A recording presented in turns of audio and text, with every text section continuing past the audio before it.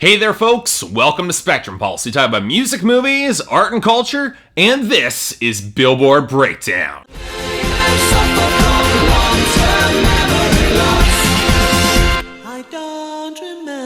Now today is the first official week of 2015 for Billboard, which is a little bit odd considering when they start tracking their year, and it is still December when I'm recording this, but this was the week where we both got the long-awaited finale of The Voice that notched 6 new hits, and while J. Cole managed to hold on to a little momentum, unsurprisingly, most this week belonged to Nicki Minaj, for better or for worse. But before we get to all that, it's time to start with our top 10. Once again, there wasn't a lot of change at the very top, with Blank Space by Taylor Swift still not peaking in airplay, and holding onto the top slot for its 6th week, and Take Me to Church by Hozier still absolutely crushing streaming, as it holds on to slight gains in sales and inches its way up the airplay charts. But the biggest gains of this week belong to Uptown Funk by Mark Ronson featuring Bruno Mars, which logged solid gains in airplay, streaming, and sales. Odds are, if it manages to maintain this momentum, it'll likely be the one to take number 1 from Taylor Swift, not Hozier. Ed Sheeran's Thinking Out Loud leaps up to its highest slot yet at number 4, thanks also to strong gains pretty much across the board.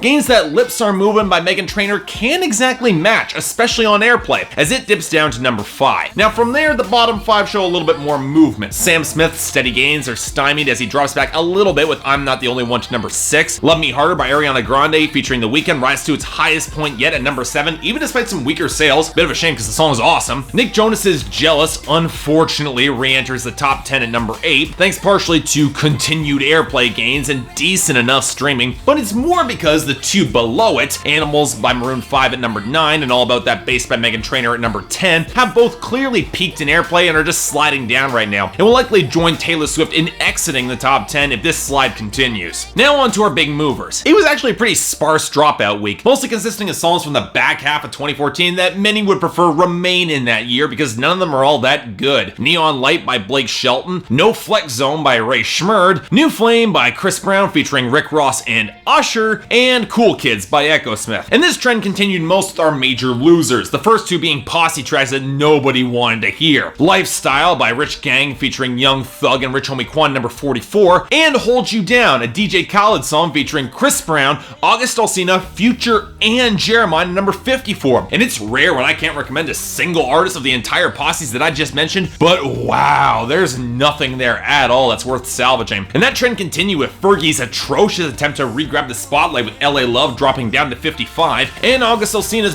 barely passable auto-tune abuse on No Love dropping number 93, probably owing its slot thanks to Nicki Minaj's remix. I wish I could say the rest about these songs, saying that the rest of them are terrible, that dropped off, but really they're just a collection of good, if not great songs, just underperforming. Nico and Vince's pretty good follow-up single In Your Arms drops to number 100, J. Cole's Wet Dreams tumbles to 98, Girl in a Country song by Maddie and Tay looks to have finally worn out its welcome as it drops to number 84, Keith Urban's Surprisingly Good, except not his video, Somewhere in My Car falls to number 80, and Blake Shelton and Ashley Monroe's Heartfelt Hookup track drops down to number 66. Although I suspect some of that is just stabilizing after the gains of the video's debut, so I suspect it will probably rise again. Now the one surprise for me was Pentatonix continuing to lose steam with Mary Did You Know dropping to number 58. Believe it or not, it's still the holidays, and while these sorts of songs tend to evaporate come January, it hasn't really been consistently strong throughout the holidays, which has been kinda weird for me. Because here's the odd thing. The biggest gainer this week, bar none, was Santa Tell Me by Ariana Grande, which shot up to number 44. Hell, Mariah had some pretty strong gains this week too with All I Want for Christmas Is You. So it's just a little bit surprising that Pentatonix hasn't held on the same way. Elsewhere in our gainers though, it's been a bit of a mixed bag, mostly characterized by songs that aren't all that good, gaining a little bit of traction. GDFR by Flo Rida featuring Sage the Gemini and Lucas rising to number 77, and Just Getting Started by Jason Aldean unsurprisingly go to number 73. And some songs that have already received some success in the UK finally getting some traction here. This includes the pretty forgettable Sledgehammer by Fifth Harmony going to 75, the perplexing Prayer in C by Lilywood remixed by Robin Schulz at number 69. Also, I still think I should like a lot more than I do, and the generally pretty damn great Ghost by Ella Henderson rising up to number 47. Overall, pretty low-key week when it comes to our movers and shakers, so let's go over to our 2 returning entries.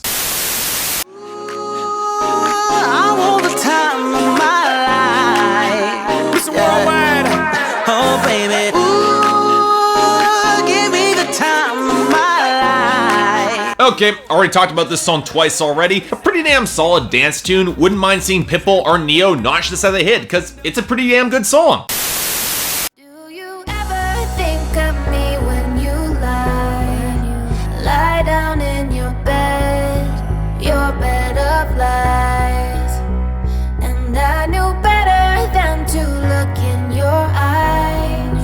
I've also already talked about this song twice, once when it debuted and once when I reviewed the Pink Print, and while I've warmed to it a little bit, I'm still underwhelmed by Bed of Lies. Nicki's rhyming is nothing stellar, the production is very washed out and bleak, and while I do like her more confessional songwriting, some of the painfully cliched lyrics and weird tone of the song, trying but not quite balancing the real remorse in that kiss off to that ex. Look, the song is okay, but it's not great, and it's only really back on the charts thanks to the Pink Print, and it won't be the only song on the charts for this reason and this reason only. And those are our only recurring songs, so let's venture over to our new arrivals, starting with number 95, Lonely Eyes by Chris Young. Well, it sure looks like you just might be looking for something, whoa. Okay, so Chris Young dropped AM back in 2013, and we're only now getting Lonely Eyes, and we're not getting We're Gonna Find It Tonight? Okay, that said, I really liked AM when I reviewed it over a year ago, and while it's nowhere near the best song from that album, Lonely Eyes, it works for what it is, an understated pickup song that coasts by on Chris Young's great charisma and fantastic voice. I will say I'm not exactly a fan of releasing this song around this time of the year, especially when Blake Shelton's Lonely Tonight is still on the charts and is kind of similar. It just strikes me as a little bit cheap to capitalize on holiday loneliness like that, just saying. Still, the song is good, would have been better in other times of the year, but I'll take it. Number 90, Apparently by J. Cole. I got my wings to carry me. I don't know freedom. I want my dreams to rescue me. So okay, this was the single that J. Cole intended to chart off of 2014 Forest Hills Drive, and it's one that I didn't really talk about when I reviewed the album. And look, it's not bad. I like the production, and J. Cole is still a good rapper in terms of his flow and punchlines. But this song, once again, does a lot to showcase exactly why that album frustrated me as much as it did. J. Cole tries to apologize for leaving his mom behind to fight against foreclosure while he was off in New York City trying to get his deal and get laid. And he could have built an entire song around those apologies and the emotional poignance and the story there, and then he just gets on his second verse with just more bragging about how he's got these great watches and to give a virgin the urge to rape him. What? The fact that J. Cole's not exactly passable as a singer, and his bars were good but nothing amazing, I'm sorry, this is just a song that I really can enjoy. Skip it. Number 88, Get On Your Knees by Nicki Minaj featuring Ariana Grande. On your knees. Say pretty, please say pretty, please say pretty, please. Baby, just say pretty, please. Yo. Now, I said back when I reviewed the Pink Print that I actually did like this song a fair bit. The understated production really lets Ariana show off her pipes and fits the eerie air of dominance that Nicki's trying to cultivate. The lyrics are finally tonally consistent, and both artists are actually pretty convincing in their roles, which was a real surprise for me with Ariana Grande. With Nicki Minaj okay having a few corny punchlines like the Katy Perry reference, but overall, pretty damn good song. If she is looking for that next single to really blow up on the charts, I'd push this over Bed of Lies, because Ariana Grande has rarely sounded better, and Nicki's pretty damn good on it too. Nice work. Number 93, Lost Stars by Matt McAndrew and Adam Levine.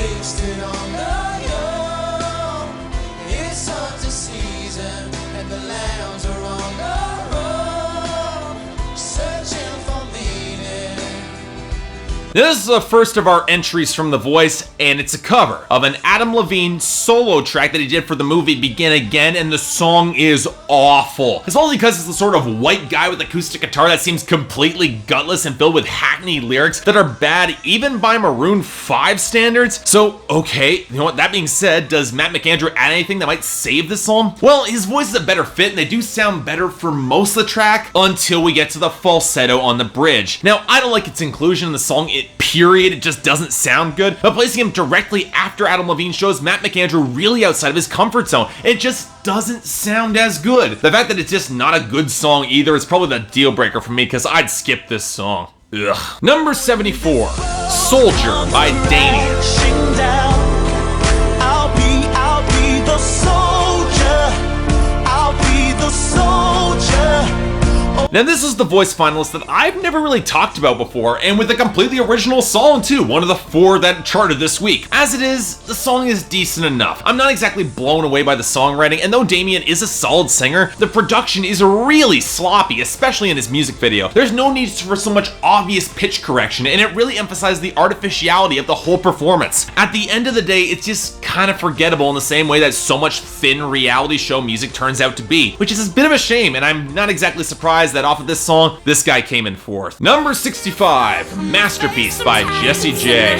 Can't color inside the lines, 'cause I'm perfectly incomplete. I'm still working on my masterpiece, and now Oh wow, Jessie J really is trying to follow up Bang Bang with anything possible. But to be fair, she picked one of the better songs from Sweet Talker with which to do it. And really, I do like most of the song. The lyrics have that hard-edged potency that still has me convinced that Jessie J would be a much better fit for rock music instead of pop. The strings and the piano, they sound pretty solid, and Jessie J is indeed a good singer, and someone of the Christina Aguilera mold, but with a little bit more passion behind her. But then somebody decided to drizzle auto-tune and bad pitch correction all over the back half of her chorus, and this song just loses all of its impact for me, which is a real shame. I said this back when I reviewed Sweet Talker. Jessie J needs better producers, and she needs them bad, because songs like this that she's trying to push as singles, they aren't exactly helping her or making her look all that good. Number 63, Lost Without You by Chris Jamison and Adam Levine.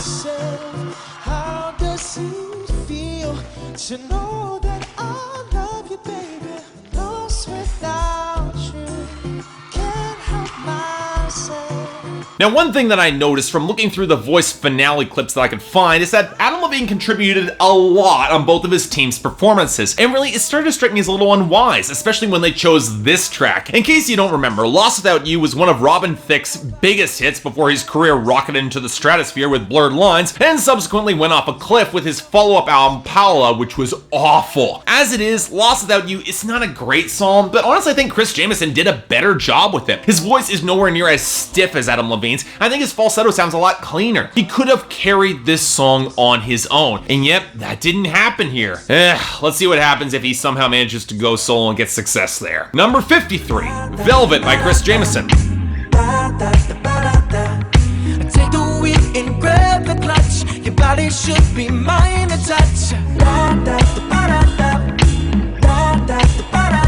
Unsurprisingly, the song is better with him on his own. In fact, it's actually pretty damn great. A pretty damn solid bass rattle with a dark, slinky mix that recalls smoother, more watery production and also reminds me a little bit of some great 80s R&B. And with some decent enough sex lyrics and Chris Jamison bringing some real passion, the song mostly works until we get to that synth in the chorus. Wow, talk about neutering the vibe. It just sounds so thin and chintzy and doesn't fit at all with the rest of the song. Otherwise, it's a pretty damn good track, but man, if we're looking for an area where the voice is letting down its potential stars, it's in the production. They need to fix it if they want these guys to really start taking off. Number 43, Feeling Myself by Nicki Minaj featuring Beyonce. I'm feeling myself. I'm feeling myself. I'm feeling myself. I'm feeling myself. I'm feeling myself. I'm feeling my. Well, it looks like we've got the Flawless Remix Part 2, and wow, this song sucks. Let's start with the fact that the production is awful. A completely inert melody line that might have a little bit of depth in the mix, but nowhere near as interesting percussion and never evolves or becomes less shrill or grating. On top of that, Beyonce is completely wasted on this song. A lazy chorus that repeats the same combination of words ad nauseum before a few peripheral pieces in the bridge that just do nothing. And once again, we run into the problem with Nicki that she's just nowhere near consistent. Initially, with the first verse, it seems to be about masturbation, but really, it's just more hollow, forgettable luxury rap that features Nicki Minaj stretching out syllables for no good reason and completely tired references that go nowhere. I mean, a reference to Coco by OT Genasis, a song that will hopefully be gone in a few months? Really? You want to choose that for this song? And as for as much as Nicki's trying to amp up her dominant sex appeal, it's kind of undercut when you're calling some other guy who's unnamed on the second verse daddy. You want more reason why the pink print is not all that good or interesting? This is a prime example because Nicki Minaj could do better songs than this, but Feel Myself, it's pure masturbation. I'm sorry, I don't like watching it. Number 34, My Baby's Got a Smile on Her Face by Craig Wayne Boyd.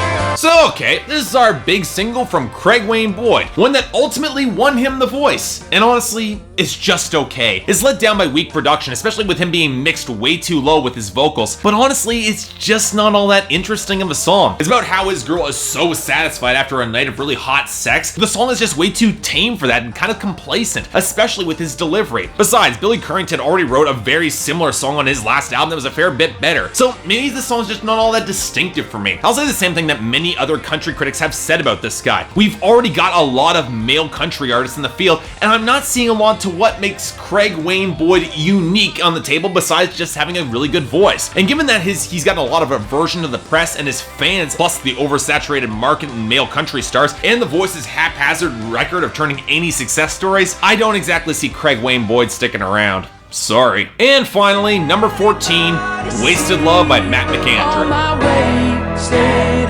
love, I've been down every street.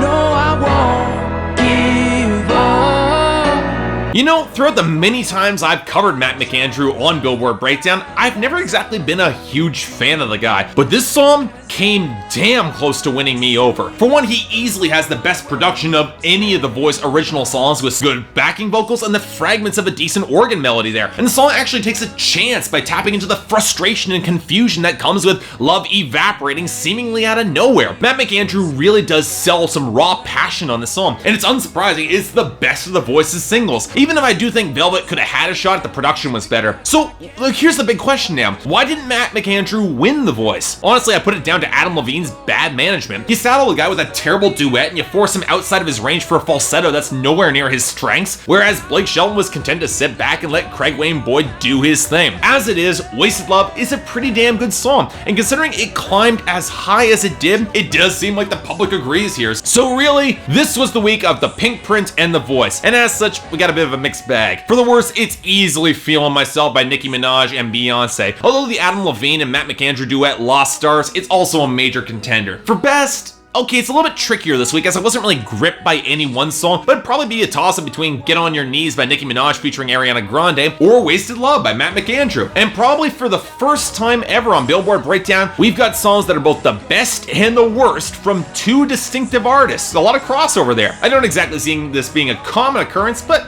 hey, you never know. As it is, thanks a lot for watching this episode of Billboard Breakdown. The next episode will be a little bit late next week because I'm going on vacation. But until then, I'm Mark, you're watching Billboard Breakdown on Spectrum Pulse, and I'll see you next time.